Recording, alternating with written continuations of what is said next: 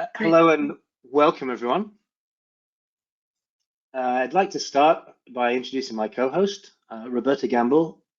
She's a partner and vice president at Frost & Sullivan and has been consulting and communicating value propositions for global 500 companies for over 20 years. Her background has included research and writing on markets such as digital transformation, IT/OT convergence, cybersecurity, and connected living. For myself, I'm Aaron Murphy. I'm in the Veeam CTO office on product strategy. I'm speaking today from the USA, but I'm originally from the UK, and I've been working in data availability and security for over 25 years. Now, you were just going to do some housekeeping on a slide here. You were muted on entry. I think you figured that one out. And so the questions, that's going to be something you can do in the chat function on the GoToWebinar console. And we'll try to answer those in real time if we see them, and we'll break and ask them, or we'll have some time at the end. We'll definitely have time at the end for some Q&A. And if we don't get to those questions, we certainly will reply to you at the end of this presentation, along with the recording and a copy of the slides presented today. And that will be to the email address that you used to register. Okay, so we're going to get on with the session. I think it's going to be really interesting for everyone. And we're going to first look at the Frost & Sullivan research. So we'll put a slide on now for Roberta to talk to. Great. Thank you, Aaron. It's a pleasure to be here today. Thank you for having me. So today we're going to look at, a lot of trends, a lot of interesting data points. And as Aaron said, we want to kick off with some Frost & Sullivan research. A lot of this research draws from a 10 plus year, ongoing survey of over 1,600 global IT and business executives, where we asked them about the direction of their organization and how data is being used and influences their businesses.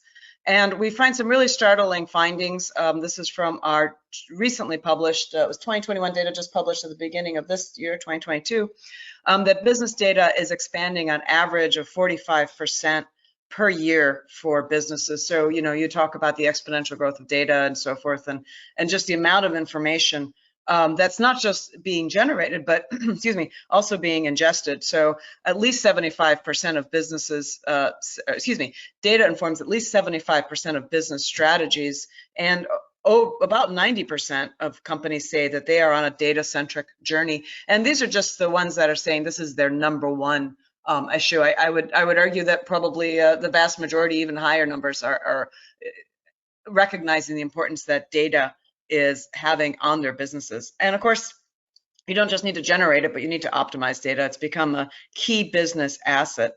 So Aaron, as we look at these numbers, I'd love to hear your thoughts about them, and maybe where you've seen some examples of market leaders, able to really leverage and utilize data. I think that's one of the biggest frustrations that companies have, isn't just managing, but what they don't know what they don't know and what they're not optimizing. So what are some best practices or pitfalls that you've observed in your work with numerous companies across the spectrum?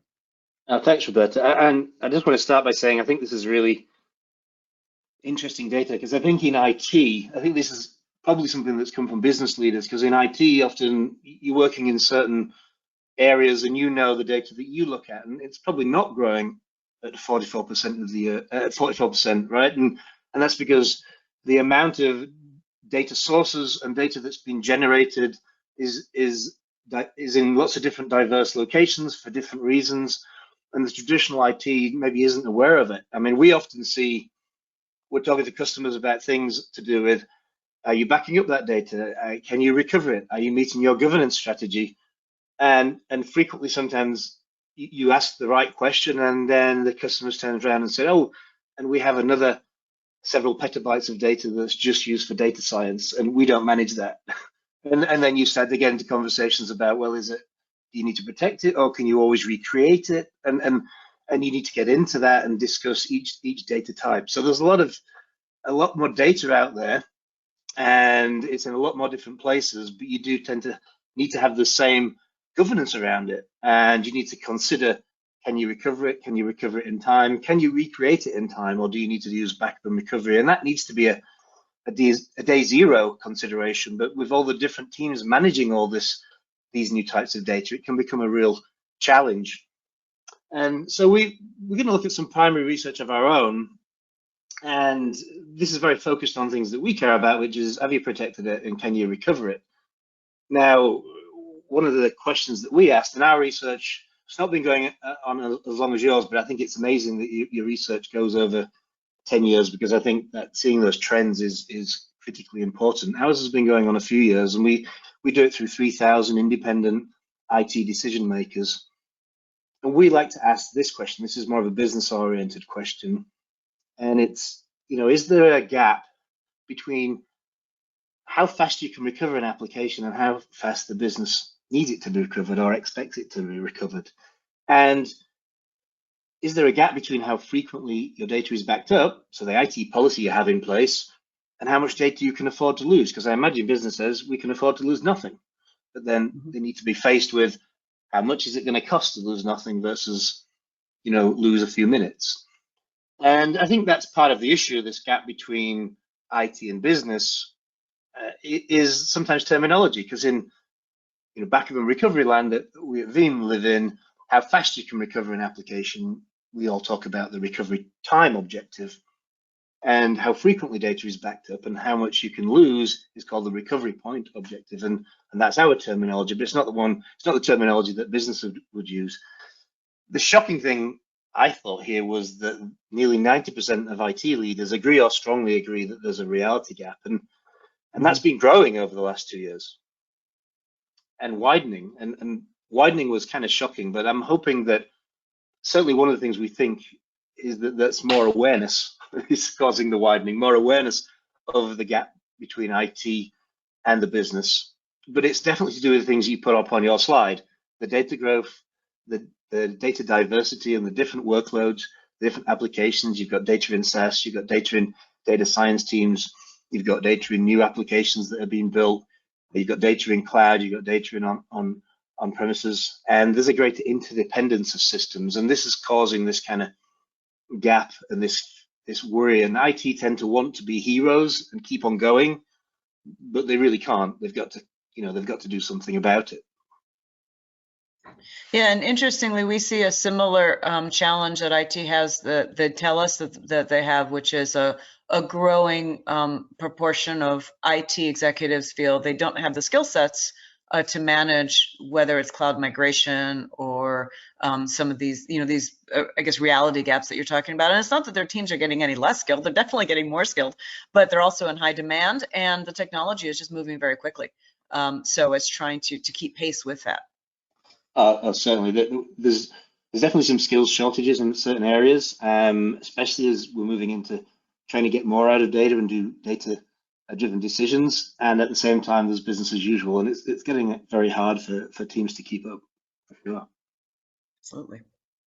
So I just want to talk about the causes of outage that lead up to these reality gaps, and it's just a brief slide from our research. And despite all the improvements in technology, using cloud, hardware reliability, and all those kind of things, there are still lots of reasons for outage. You've got cloud outages, you've got applications, you've got infrastructure, accidental deletion, you've got deliberate disruption, configuration errors. All those things still exist.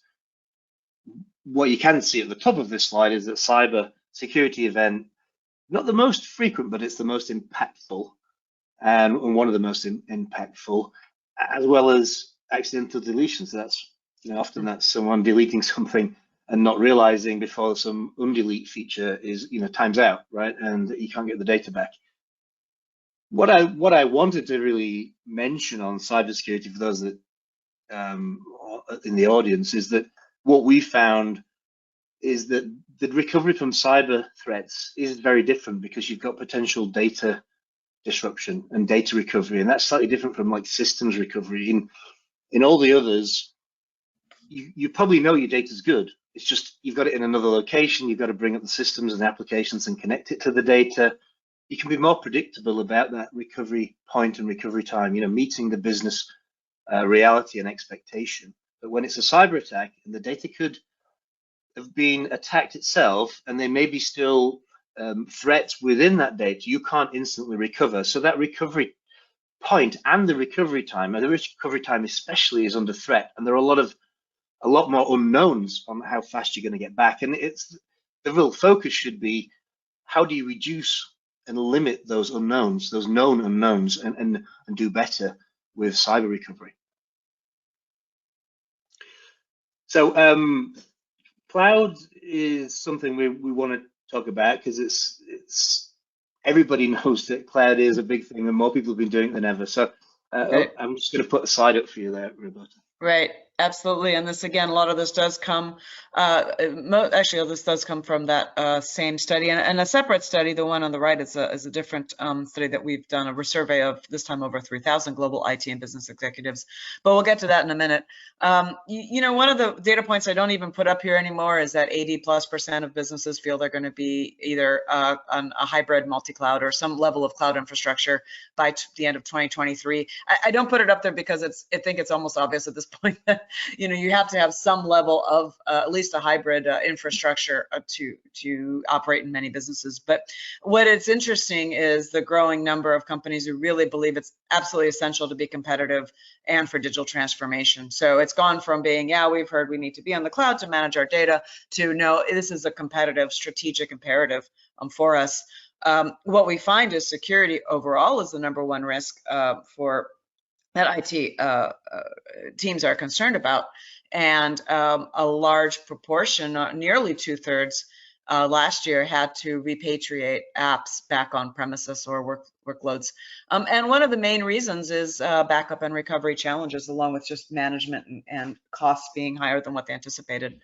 And again, that does parallel nicely with that separate study that we did, which were the top IT challenges. We've ranked these. Again, security is #1. But cloud migration and also just managing multiple vendors. I think that's something that should always be looked at as well, because you certainly want to try to find a partner or partners that can whether it's ease your transition or improve your data recovery and backup or whatever it may be, but also be mindful of, you know, you want to make sure you have strategies that streamline IT operations and don't add additional layers in a different way. So it's definitely, you know, cloud has definitely become, as I mentioned, intrinsic to a strong business strategy, but there are still, it can still create vulnerabilities, you know, when you're looking at hybrid infrastructure or IT teams that maybe, you know, the business jumped more quickly than they were prepared to get a lot of that operations onto the cloud. So I guess you know, some of the questions we'd have would be, how do you balance those things? How do you capture the advantages without creating these vulnerabilities? Do you have any thoughts on that? Yeah, I mean, I'm going to talk. I'll talk about some research we have in a minute. Yeah, I think there are there are good reasons why things need to be repatriated back on premises. Sometimes that makes a lot of sense. Sometimes I think we talked about it earlier. It's the skills and lack of skills, or maybe moving into things too quickly.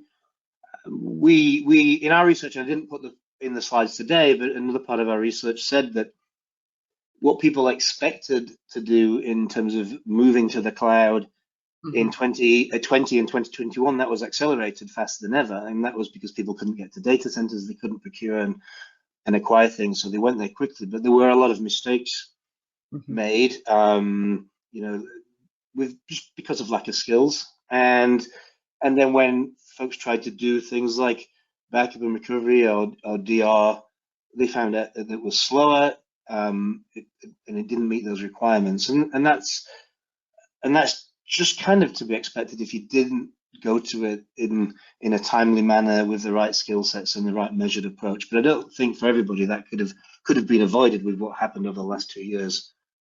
So I'm just going to go and look at some hybrid infrastructure and kind of how it's looking. And so if you look at the 2020, 21, and 22, that's kind of the reality of what's physical in the data center, virtual machines, and what's now hosted in a hyperscaler. And then you've got the 2023 and 24 anticipated. And what we can see really is, we think is, for all things, that that it's not becoming less important, but we're getting to a plateau where the amount that's going to be in the cloud is and what's on premises is going to kind of steady. And we absolutely agree that cloud offers so much. I mean, one of the use cases I'm going to talk to on the next one is cloud disaster recovery, because I think that's a real obvious use case from a Veeam perspective. But we have customers who are right across the spectrum, from those that have embraced cloud early and tried to fully refactor their apps and use cloud native application platforms like Kubernetes, have used cloud platform as a service. We had the customers who moved quickly into cloud. We had, and sometimes didn't have the skills and had to pull back. We've had those who've successfully used cloud for DR. There was many customers who kind of accidentally put it, well, they deliberately put a copy of data in the cloud, and then they had a cybersecurity event, and that's how they were able to recover.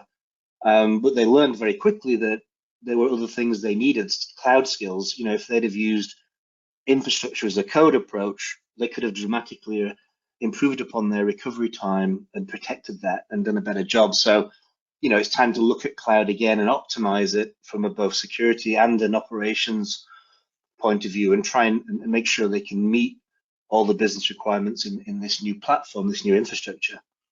Well, and as you said, I'm sorry to interrupt, but that startling high number of accidental deletions. So, absolutely, yeah. Oh, yeah, yeah. I mean, and we've all seen those horror stories of the number of cloud data stores that have been left with open access, leaking data out, which is quite terrifying, really.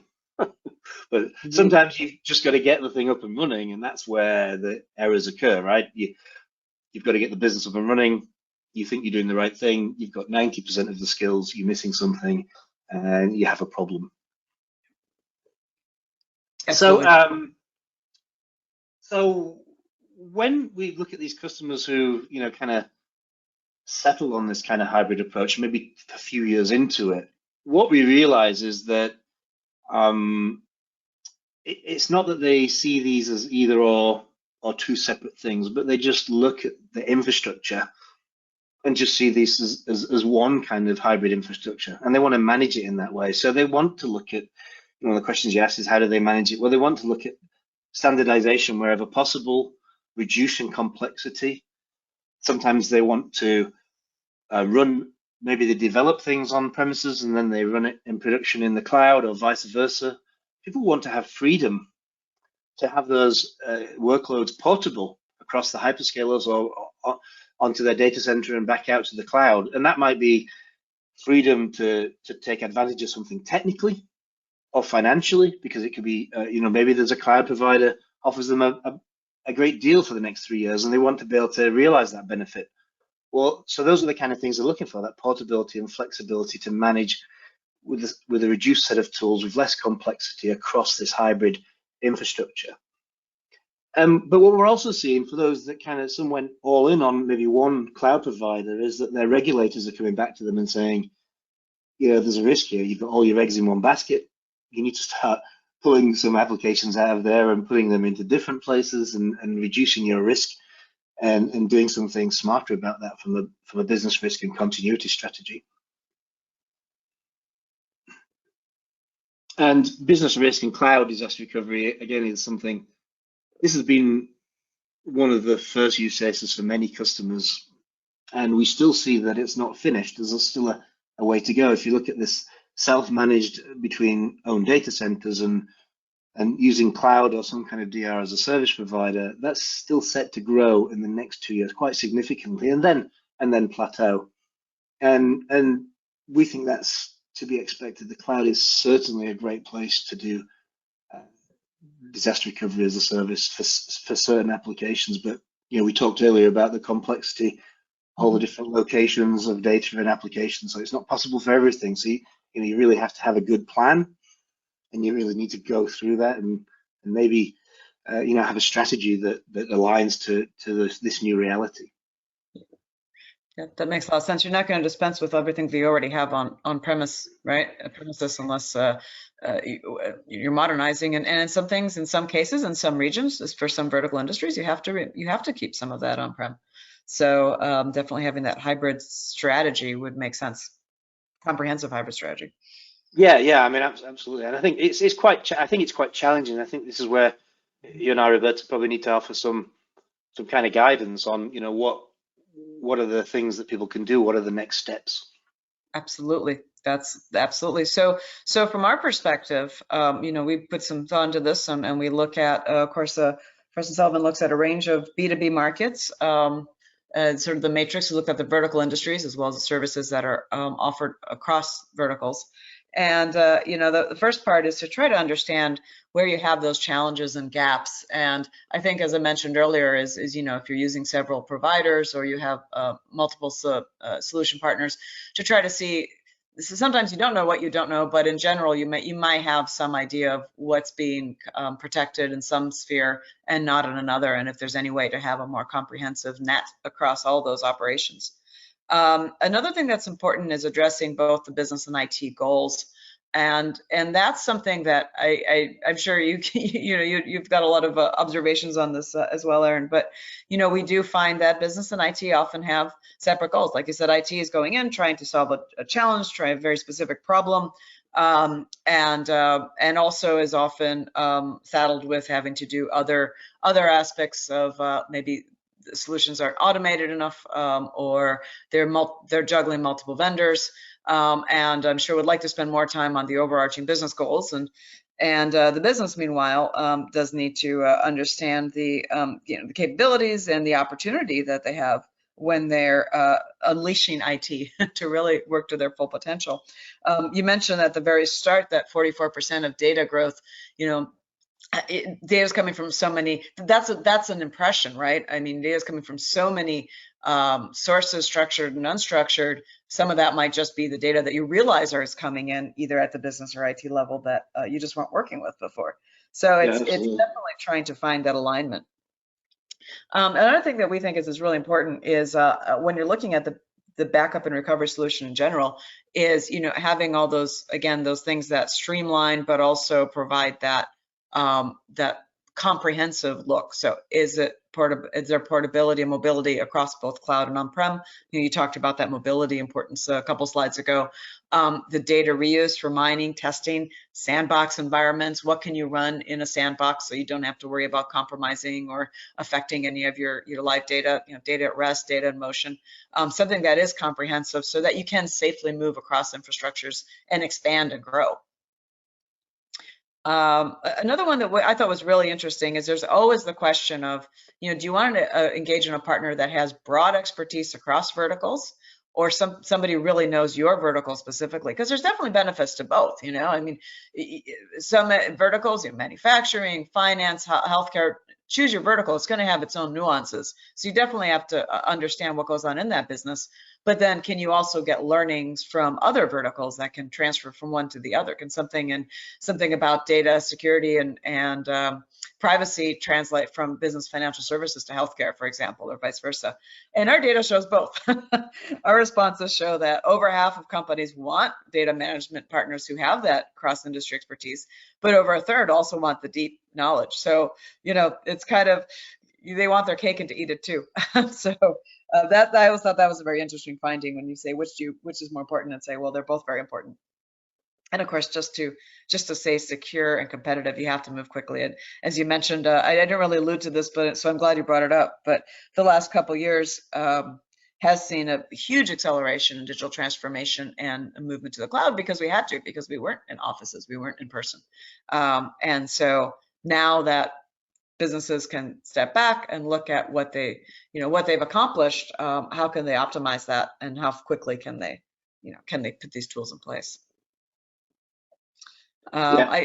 Your thoughts on that, or do you have other? Yeah, the broad and the deep expertise, I think, from personal experience, going to trade shows and talking with folks, I think I gain a lot of my knowledge from talking to folks who are innovating, and often that comes from what is the business trying to do, and often when they're moving to cloud, they're talking about, the scale and the improvement in service to their customers, well, whatever that is. That could be healthcare, where I'm trying to deliver results from, my testing equipment to the patient with it while they visit, rather than waiting several days.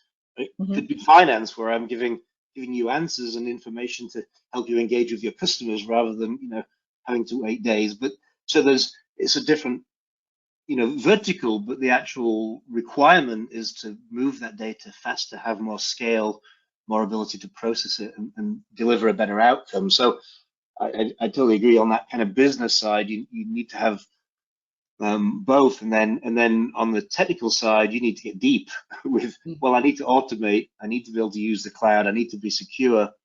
You need to have that expertise in each of those areas to help you to build that platform for the business to innovate upon.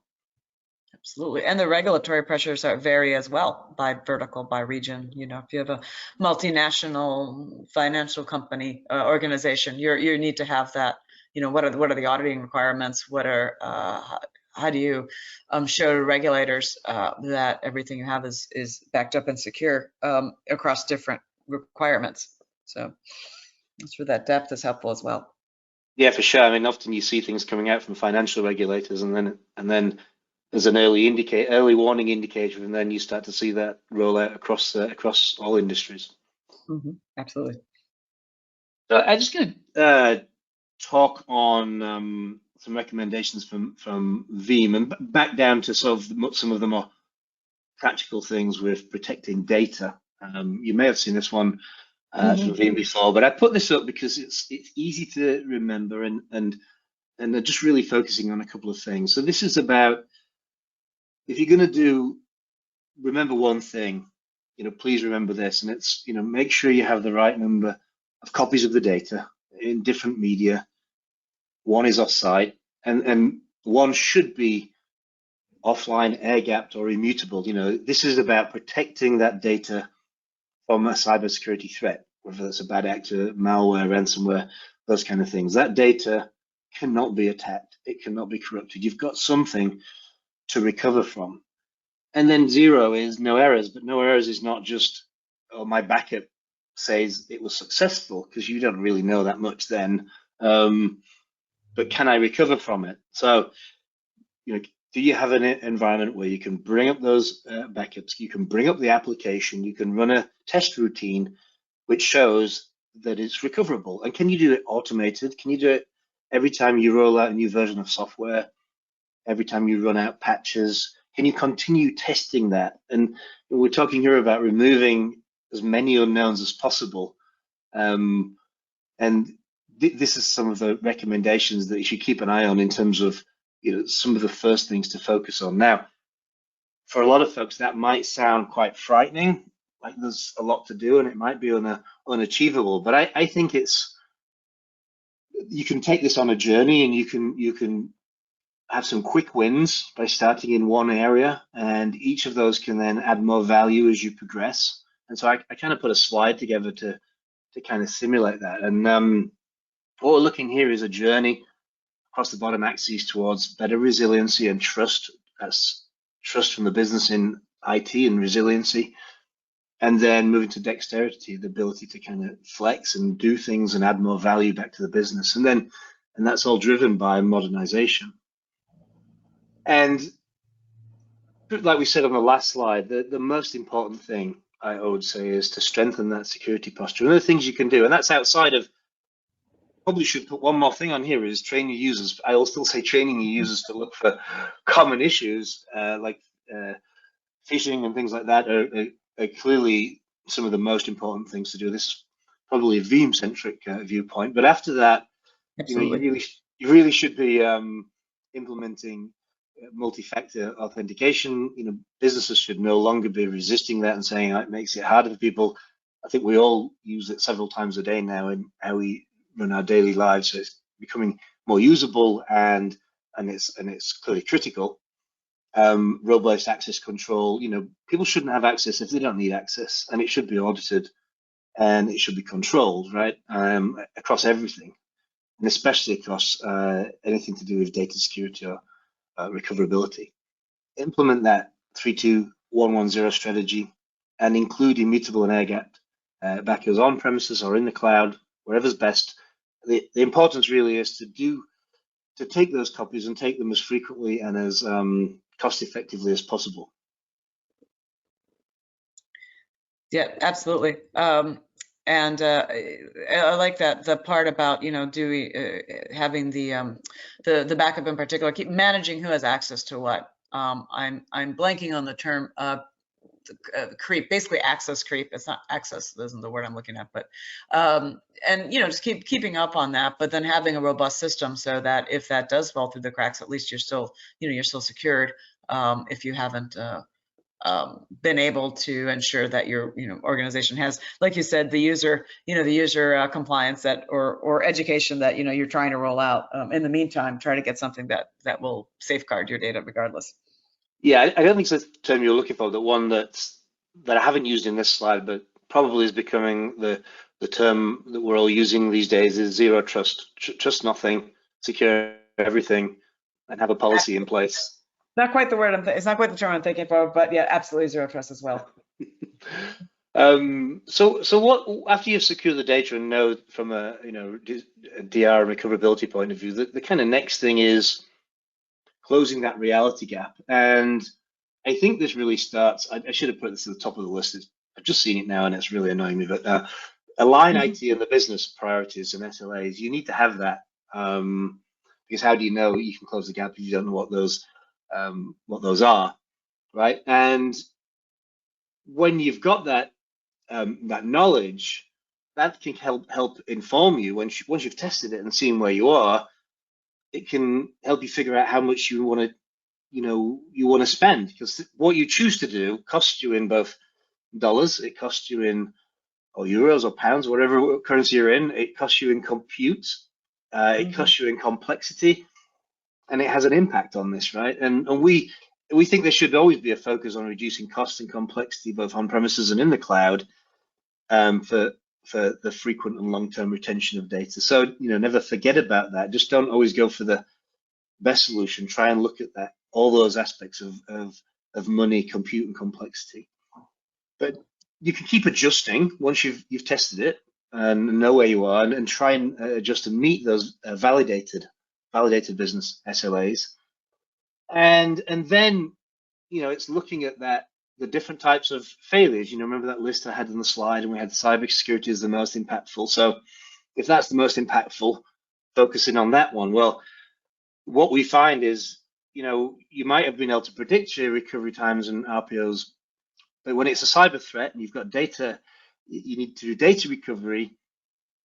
We're finding that it could be 5 to 7 days before restores are allowed and before they're allowed back into production. So, and all that's to do with, can security look at the data? Can they validate there's no bad things still in there? That can we get that data back online? So it's about removing these unknowns as much as possible. So one thing is staged restore, bring back the restore, let the security teams look at that. So you have to have alignment there between the different IT groups, security and the data protection teams. And then can you automate that? So we have a feature where you can automate looking at the backend with antivirus and latest signatures, and it will scan it and make sure that they're not there anymore, they've been removed, and we can bring that data back into production more quickly. So again, fiercely protect that recovery time and that recovery point by trying to drive these unknowns and these issues out of your recovery and close that reality gap. Yeah, and I think that's really critical. I feel like that reality gap isn't just between where they want to be and where they think they are, but also I think that speaks a little bit again to the business versus IT, not intentionally, but just aligning those priorities and making sure you have a solution that addresses both. Oh, certainly, yeah. And I think folks do struggle sometimes with getting that alignment, but I think fortunately it's more understood and it's more discussed and seen as no longer acceptable, and a little naive maybe to still have those kind of issues. So hopefully that's going to be easier for folks to solve. After that, I'm talking about, I talked about my customers learning that, they did move data to the cloud for DR, for a DR copy. They were able to recover from cyber events, but then they found out, hey, it took them 3 days to reconfigure that cloud infrastructure before they could do recovery, let alone doing the things with the security teams to like test the data and make sure they could bring it back online. Well, they realized that if they'd gone for more automation, more orchestration, infrastructure as code, they would have been much quicker on that, right? And that can be initially more complicated, but once you've got those skills and you've deployed that, you're actually reducing complexity.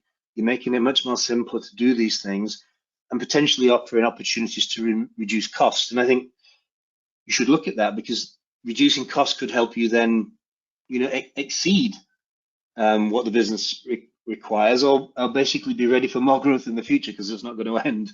It's going to get harder and harder every year. So I think there are opportunities to continually look to improve in reducing cost and complexity. Yeah, I think that's a huge point because you're talking about building ROI in the process as you're implementing it. And then you're also looking at, again, as I mentioned before, allowing your IT team to really focus on the business objectives and goals. And I mentioned the auditing part as well. I know a lot of time gets spent creating those reports and understanding, for auditors and regulators. So anything that can be done to streamline time and cost and it's really you're funding other parts of the business. You're funding the growth of the business. It's not just you improving the bottom line. Yeah, absolutely. And that's where we kind of get onto the last, we're saying that once you've started to put all these things in place, certainly from with some of the technology from ourselves and others, you can be much more dexterous in how you use that data. And that's where you can use that data for business value, sandboxing, speed up application development, patch testing, data classification, all those kind of things that you can do with that data. Well, you've already built the technology and the automation to allow you to do it for that primary goal of recovering from some kind of cyber issue or cyber event. But now you can actually use that same mechanism and get more bang for the buck, really, and do much more for the business. And again, that's going to help you reduce costs because this is instead of doing this in a different way with maybe another tool, you manage to reduce the number of tools and product that you can use to get all these kind of tasks done. Absolutely. Remember that number 3 challenge that IT teams talked about was managing different tools and solution providers. So, they recognize this, that there's a huge advantage to an organization that has these benefits you're describing here. Yeah, I think one of the great things is you don't necessarily going to take this order or do all these things in this order, but no one step is kind of excluding you from achieving all these things. Everything just builds and is a good thing to do. Yeah, that's a great point. So I'm going to shamelessly plug our Veeam event, and then we'll get to we'll have a look, see if there's any questions come in. So May the 16th and 19th, and we're doing this in person and virtual. So it's going to be it's going to be a great for those who can and want to get back together, and for those that want to do it virtually because travel is still difficult. We're doing both, and we've got real efforts going into making sure it's a great experience, however you want to attend, and some amazing content. My colleagues and I have been working on this almost full time for the last few weeks. A lot of organization going into it. There's lots of things to learn, and the technology, if you can see those icons here, are all to do with what we've talked about today. So new versions of Veeam with technology that's going to help with reducing complexity and reducing cost. We're going to focus on ransomware and security and improving your posture around that. The cloud across the hyperscalers and new cloud native application platforms like Kubernetes, SaaS apps like Salesforce and Microsoft 365. Plus, one of the main reasons that everybody should be interested is the Veeam branded sneakers, which are awesome, and we come up with different designs, and you can win those, which I think are pretty cool. Cool stuff. Sounds great. Okay, so we're coming to the end of what we kind of prepared to talk about. So if you've got any questions, we're really happy to, if you can type them into the chat, we'll give you some chance. Happy to talk some more on that.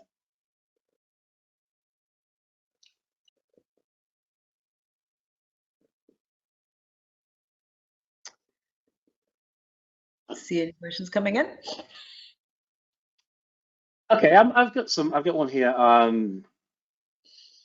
So, so it's a question really about cyber insurance, and is it something that you get to talk about, or something that is part of the everyday conversation? And this is really something that we're talking about a lot. In fact, we got several. Um, we're talking about needing partners and expertise.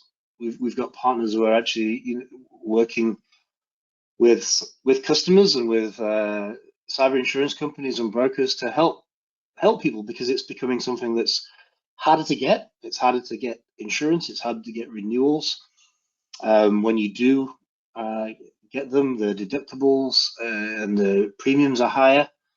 And what we're seeing is some companies moving away from just questionnaires to assess the risk and help you get that insurance to actually, figuring out, have you implemented some key factors like multi-factor authentication, air gapping, DR testing, and is business and IT aligned? And so those things that we've talked about today, if you can get ahead of them, certainly we've seen that cyber insurance companies think that those are good indicators of a company that's going to claim less and therefore are more insurable and insurable at better rates. That's an excellent point, because when we do talk about costs, there's kind of this I think we could have predicted the increase in importance and potentially rates that cyber insurance would bring, but at the same time, I don't know, maybe 5 or 10 years we wouldn't have necessarily, and so having these sort of tools in place that helps you be prepared for additional challenges, and as well as different types of um, uh, cyber attacks as well, not just the insurance, but how threat actors are changing and their tactics too. So it's an excellent question. Not really something we covered, but I'm glad it was asked. It's a good point. Yeah.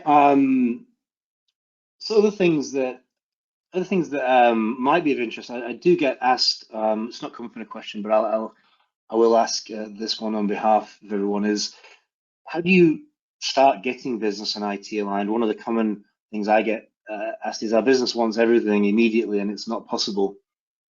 So I'll have a start of that one. And the good news is, I think I started to mention earlier that this is more recognized, Mhm. and it should be easier to start a conversation. I've seen recent analyst reports predicting an acceleration over the next 2 or 3 years of companies stating that they have good collaboration between business IT. Mhm. And I think, as Roberto, as you said earlier, I think partners and partners with research and expertise can really help you with that. Yeah, agreed. As you do want to have, and I think that's why we have when you ask the question, you prefer someone with broad or deep expertise, the answer is, well, both.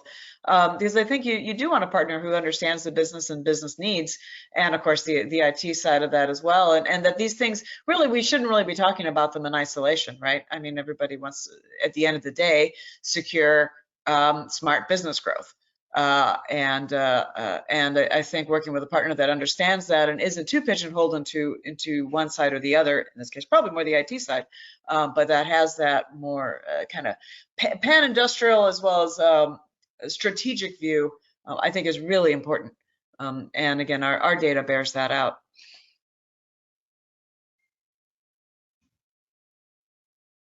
Yeah. Oh, actually, we've got a question in. If I go with Veeam on AWS, would I start talking to AWS or Veeam first? I think you should talk to both, right? I mean, you've got AWS needs that they're going to be more suited to answer. I think Veeam are going to be more suited to helping you answer questions and give you expertise from, we've got over 450,000 customers, many of them in hybrid cloud situations with AWS and Azure and GCP and Oracle and IBM and lots of clouds. So I think we can give you lots of knowledge and expertise to help you make an informed decision. And we work together too. So we maybe get the vendors to kind of cooperate. That's an interesting question. That's an interesting point that brings up is I know I've heard a lot in my research, at least anecdotally, that companies are sometimes a bit surprised at what the hyperscalers don't offer. And they feel like it's a bit of a plug and play, and then they can kind of walk away from it, and what's on the cloud is secure. And again, they don't necessarily realize that some of that is put back on the customer. And again, that their vulnerabilities could happen when they're either migrating to the cloud, or you're using your portable data, across infrastructures. So I think that's a great point, is that they do have to work together, because of just going with, for example, the hyperscaler is not necessarily, with AWS or Azure, it's not necessarily going to. I think sometimes the companies don't always understand or are aware of what they get and what they don't get, I guess you could say, in the cloud migration. I don't know if you've found that as well when you talk to your clients, that they've turned to Veeam because they needed a more robust, holistic solution than they had originally assumed they would get with the hyperscaler.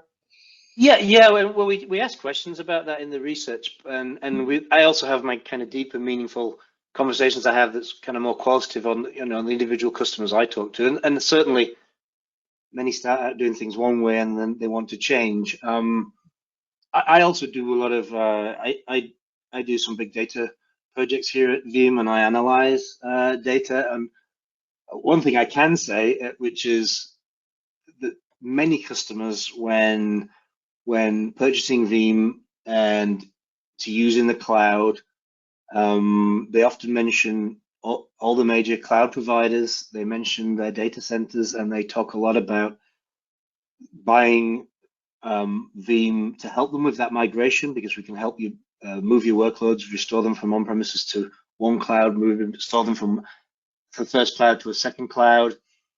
And so I think those are some of the things where we add value, and also then maybe retaining data for a longer time at a more cost-effective way, and helping control cloud costs is something that we bring as the value add. And so that might, those are some of the expertise that we can bring on. I see that regularly in the text analysis of why customers are buying. Mm-hmm.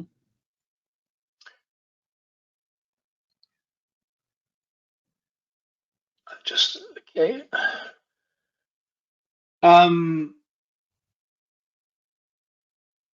The question, I don't quite understand that, so I'll come back on that one. Logistics are looking for, RPO is a big deal. I think confirming the agreement with some of the things we've said.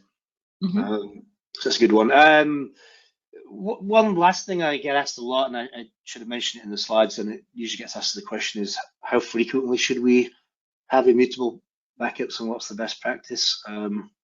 I would say as frequently and as affordable as possible, and it's all tied into can I use the cloud native capabilities with software on top of it, which adds value, which makes it easier to take them more frequently and keep them for longer, and can I align them with my partners in, say, the security teams? Because what you're really looking to do with immutable backups is protect that recovery point. I want to have the most up-to-date copy of the data before it gets corrupted or damaged in some way by ransomware.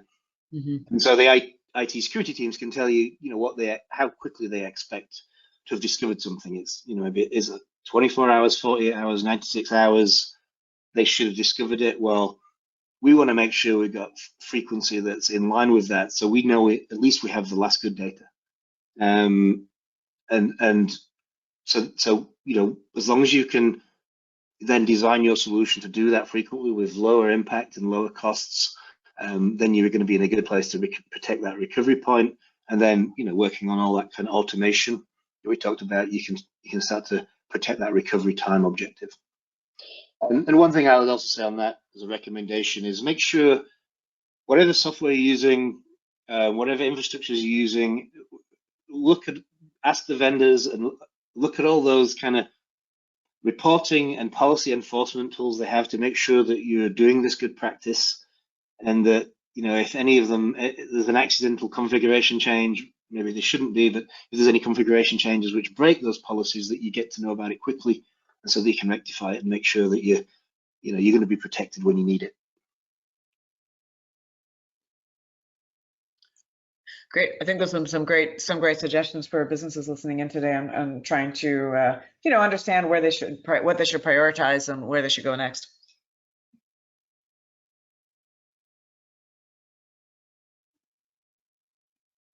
So yeah, I think so. I think so, absolutely. And there's a question about Veeam's ranking in security platform industry. We are focused on data security, data protection, data recovery. So we don't necessarily, are listed in that market. But what we absolutely see now in the security industry, and we get called in a lot, is that getting the right data protection and recovery strategy in place is usually one of the top 3 recommendations or focuses of the CISO. So we've seen more collaboration between ourselves at Veeam and the security practices in organizations than ever before. It used to be something that was kind of, hey, you have to run this configuration past the security team and get their approval. Now it's kind of, let's work with security teams to help build support for this change and support to implement better policies and a better strategy. Well, I think that speaks back to your 3-2-1-1-0. For certainly. Priority. Well, yeah, which by the way, I looked up and I believe is Daytona, Florida, in the U.S. Oh, well, that's good. I did. Maybe that's where I'm going to live when I retire. Who knows? There you go. Okay. Well, I think we could bring this to an end. Thanks everyone for listening. We will be sending all the slides and everything and the recordings over to you, as we mentioned earlier. Thank you, Roberta. Thank you, Aaron. It's been a pleasure. It was great talking today, and I learned a lot about this topic again as well. So appreciate you having me on. No problem. It was a pleasure. Thank you. Thank you.